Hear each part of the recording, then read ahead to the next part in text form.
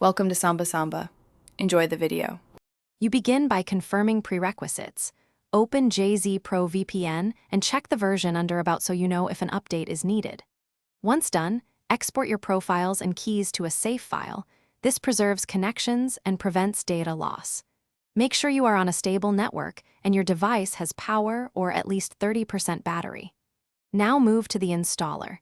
You will obtain the update package and verify its signature before proceeding, which protects you against corrupted or malicious updates. You now install the update. First, validate the package signature or checksum against the vendor-provided value so you avoid tampered files. Next, close all active VPN connections and stop JZ Pro background services. This prevents conflicts during file replacement. Run the installer with administrative privileges and follow on-screen prompts, granting permissions when asked. During installation, watch for imported configuration options. Make sure not to overwrite custom profiles unless you intend to.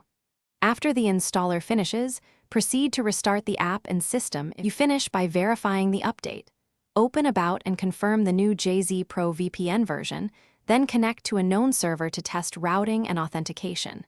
If any profiles or keys are absent, import them from the backup you made earlier so connections restore quickly.